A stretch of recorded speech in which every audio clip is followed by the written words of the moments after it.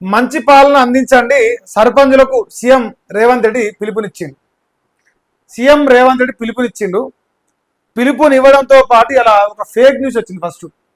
Fake ఏం కాదు, first memo ఇచ్చారు, మళ్ళీ వాళ్ళే క్యాన్సిల్ చేసుకొని ఇంకోటి ఇచ్చేసారు. ఎంత విచిత్రం అంటే పంచాయతీరాజ్ శాఖ మా అక్క కాడ ఉంటుంది, మా సీతక్క కాడ రాకెట్లో పోనన్నారు. రాకెట్లు కట్టే దాని మీద ఉన్నంత శ్రద్ధ ఎట్లా ఇస్తున్నావు ఏమి ఇస్తున్నావు అనేది ఉండాలి కదా నాయన.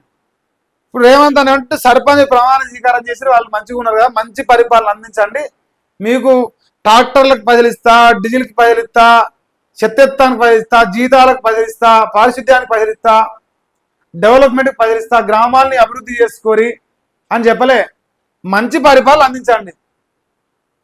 ఒక గ్రామానికి, ఒక రాష్ట్రానికి ముఖ్యమంత్రి ఎంతో, ఒక నియోజకవర్గానికి ఒక ఎమ్మెల్యే ఎంతో, ఒక దేశానికి ప్రధానమంత్రి ఎంతో, ఒక గ్రామానికి సర్పంచ్ అంత స్థాయి జాబ్ అది. మరి రేవంత్ రెడ్డి పైసలు ఇస్తేనే పని అయితే కదా. రేవంత్ రెడ్డి పైసలు ఇస్తాడా? ఉన్నాయా?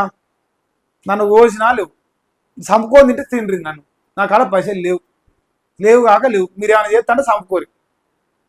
ఇట్లాంటి దరిద్రమైన స్టేజ్లో మన రాష్ట్ర ప్రభుత్వం నడిపిస్తుండన్న. సో మరి అన్నగారేమో మంచి పరిపాలన అందించండి అంటాడు. ఇక చెక్ పవర్ వేయిందని ఓ న్యూస్ వచ్చింది పొద్దుగాల, సాయంత్రం దాన్ని తిప్పేసారు, ఇంకా చూసుకోరు. అంతా ఫేక్ న్యూస్ అంట. ఫేక్ న్యూస్ కాదు, వీళ్ళు తెలివి తక్కువ సన్నాసులు, పంచాయతీరాజ్ శాఖలో పనిచేసే అధికారులు తెలివి తక్కువ సన్నాసులు. మరి మా అక్క మంత్రిగా ఉంది, మా అక్కనన్నా చూసుకొని ఇస్తే బాగుండే, మా అక్క కూడా చూసుకోలే, అక్కకు కూడా పాపం కళ్ళు కనపడలే. ఇక ఉప సర్పంచ్ చెక్ పవర్ రద్దుపై ప్రభుత్వ వర్గాల స్పష్టత. తెలంగాణలో ఉప సర్పంచులకు చెక్ పవర్ రద్దు అంటూ వస్తున్న వార్తల్లో ఎలాంటి వాస్తవం లేదని ప్రభుత్వ వర్గాలు స్పష్టం చేశాయి. సోషల్ మీడియాలో వైరల్ అవుతున్న సర్క్యులర్ ఫేక్ అని వెల్లడించాయి. కాగా ఇటీవలే రాష్ట్ర వ్యాప్తంగా గ్రామ పంచాయతీల్లో నూతన పాలక వర్గాలు కొలువుదీరాయి. కొత్తగా ఎన్నికైన సర్పంచులు, వార్డు సభ్యులు, ఉప సర్పంచులతో అధికారులు ప్రమాణ స్వీకారం చేయించారు. గ్రామాల్లో ఇప్పటి వరకు కొనసాగిన ప్రత్యేక అధికారుల పాలన కొత్త పాలక వర్గాల ఎన్నికలతో మూసిపోయింది. కాగా 2018 పంచాయతీరాజ్ చట్టం ప్రకారం గ్రామాల ఉప సర్పంచులకు జాయింట్ చెక్ పవర్ కల్పించరు. అదే అప్పుడు అది ఓకే. ఇప్పుడు సంగతి ఏందిరా నాయన, చెక్ పవర్ రద్దు అంటూ పొద్దుగాల నుంచి చర్చ జరిగింది. అది ప్రభుత్వం నుంచే వచ్చింది. మేము కూడా ఫస్ట్ వచ్చింది ఒకటి వచ్చింది, తర్వాత ఒకటి వచ్చింది, మాకు సంబంధం లేదు. ఫస్ట్ వచ్చిన దానికి మేము ఇవ్వలేదు. దానికి ఏమంటారు వీళ్ళు, మేము చెక్ పవర్ రద్దు చేయలేదు, జస్ట్ గెలిచిన సర్పంచుల బ్యాంక్ అకౌంట్లు అడుగుతున్నాం అని పెట్టిరు. మళ్ళీ సెకండ్ టైంలో ఏవో ప్రజలు చూసిరు, మీరు ఏ రకంగా కాగితాలు బయటకు వచ్చినాయి, ఆ కాగితాలలో ఏముంది, ఫస్ట్ వచ్చిన కాగితంలో ఏముంది, తర్వాత వచ్చిన కాగితంలో ఏముంది గమనించరు. ఇంకా మేకపోతు గాంభీర్యం ప్రశ్న, అదే తప్పిదం అయిపోయింది రా భయ్, సరే అధికారుల లోపంలో ఏదో చూసి చూడక ఇచ్చినాం, తప్పైంది క్షమించుర్రి, తర్వాత ఇంకోటి ఇచ్చినాం అని చెప్తే అయిపోతుంది సాపుగా. నిజాయితీగా గౌరవంగా ఉంటుంది. ఆహారే ఒక లంగపాన్ చేసినా సరే ఒప్పుకున్నారు రా, వాని కూడా ఇచ్చేతున్నది రా, సెలవు ఉన్నది రా అనిపిస్తుంది.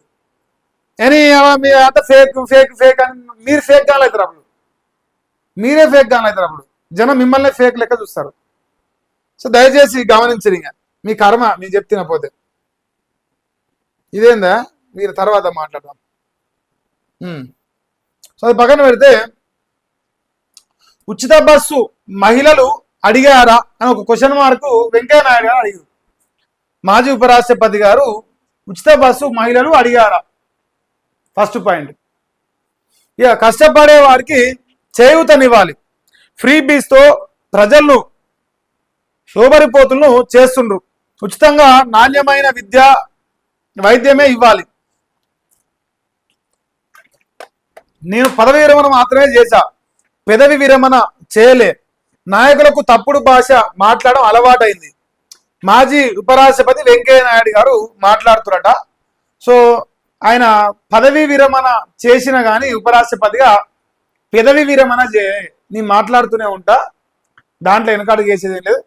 నాయకులందరూ నోటి భాష తప్పుడు భాష మాట్లాడుతురు అని చెప్పేసి ఒక మాట అన్నాడు. నేను ఈ సందర్భం ఒక మాట చెప్తా. ఈరోజు పొద్దుగాల కర్ణాటక నుంచి నాకు ఒక ఫోన్ వచ్చింది, ఒక వైశ్యాస్ అనుకుంటా. ఒక భారతీయ సేన వ్యూవర్ ఫోన్ చేసిండు, అభిమాని ఫోన్ చేసి ఒక 2 మాటలు మాట్లాడిండు. ఫస్ట్ పాయింట్ ఏంటంటే మహేష్ గాడ్సే మల్లిగాని కోసం ఒక్కని కోసం వాడేదైతే భాష ఉందో అది వాడొద్దటనే. నేను నాకు ఆయన చెప్పింది మీకు చెప్తాను, నాకు అంతే. ఎందుకంటే నాలుక పైన లక్ష్మీదేవి ఉంటుందట. సో లక్ష్మీదేవితోని ఆ మాటలు అనిపించొద్దు అని చెప్పేసి ఆయన వైశాఖ్ కదా, సో ఆయన సెంటిమెంట్ అట. సో మహేష్ గాడ్సే మేలు కోరి చెప్పిండు. సో రేపటి నుంచి 1-2 పదాలు మనం రెగ్యులర్గా వాడతాం, మల్లిగానే వాడతారాగానే. సో అది వీలైనంత వరకు తగ్గించడానికి ప్రయత్నం చేస్తాను. ఎందుకంటే అది ఆయన ఒక వ్యూవర్గా మన మేలు కోరి చెప్పింది కాబట్టి. అది ఎందుకంటే ఇక్కడ ఈ సందర్భం వచ్చింది, తప్పుడు భాష మాట్లాడ అలవాటు అయిందని. మాకు గత్యంతరం లేక మాట్లాడాల్సి వస్తుంది. రేవంత్ రెడ్డి బూతులు ఎన్నుకుంటా, ఆ మలేషియా గాని బూతులు ఎన్నుకుంటా, ప్రజలు బూతులు మాట్లాడితే వానికి కౌంటర్ కొట్టే దమ్ము ఎన్నుకుందని క్యాచ్ చేస్తున్నారు అనే స్టేజ్లో తయారైపోయారు. ఇంకోటి, ఈ నాయకులు కూడా కేసీఆర్ అయితే దీనికి కాదు, దీంట్లో డౌట్ లేదు. కేసీఆర్ మొదలు పెట్టిండు, రేవంత్ రెడ్డి దాన్ని ఇంత మంట వేసిండు, ఇంత గడ్డి వేసి మంచిగా మంట వేసిండు, మళ్ళీ దానికి కాపుకుంటాను మంచిగా. మరి మనం ప్రోవర్షన్ మనం కాపుకొని ఆడిపోస్తాం కూడా ఇక మనది. మరి వాళ్ళని చూసి మనం నేర్చుకోవాల్సి వచ్చింది. సో మరి మా వెంకయ్య నాయుడు గారు చెప్పిన దాని ప్రకారం ఎవరైనా మారాలని అవసరం ఉంది, కానీ ఫస్ట్ లీడర్లు మారింది, తర్వాత మేము ఆటోమేటిక్గా మాకు అవసరమే లేదు. వెంకయ్య నాయుడు గారు ఆ పాయింట్ చెప్పిండు. ఇక మాజీ ఉపరాష్ట్రపతి వెంకయ్య నాయుడు మాట్లాడినట, ఉచితాలకు బీజేపీ వ్యతిరేకం కాదు. ఆ పార్టీ స్టేట్ చీఫ్ రామచంద్రరావు మాట్లాడినట్ట. మరి ఇది ఈయన చెప్పినట్ట, ఉచితాలకు వ్యతిరేకం కాదంట. వ్యతిరేకం ఏం కాదు, కానీ ఎక్కడ అవసరమో ఏది అవసరమో అది చేయరు. ఇప్పుడు రైతులకు రైతు బంధు ఇస్తారు, 10,000 సాయం చేస్తారు. అది ఉచితంగా ఇచ్చిన రైతు బాగుపడతాడు, రైతు 4 మెతుకులు పండిస్తాడు, కుటుంబానికి పోషించుకుంటాడు, అది పనికి వస్తుంది.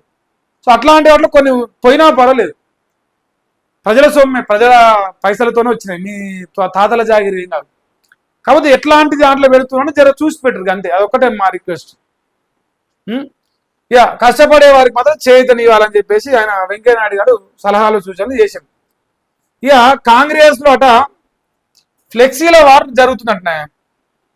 యాదగిరి గుట్టలో ఫ్లెక్సీ వారు, కాంగ్రెస్ వర్సెస్ బీఆర్ఎస్.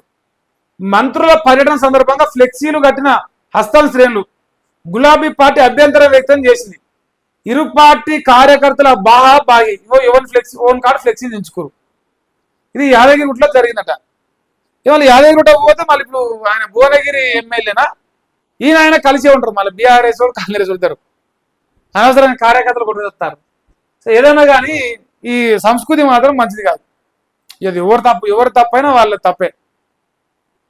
ఎవరిని ఇష్టం అనేది పెట్టుకుని రాదురా. ఇప్పుడు మా పనికి మాలిన రాజగోపాల్, నువ్వు పనికి మాలినోడు, ఈడ కూడా ఆయన బొమ్మే జరిగింది, నా పాపం జరిగింది రాజగోపాల్, నీకు నిజానికి ఎలా అనిపిస్తుంది?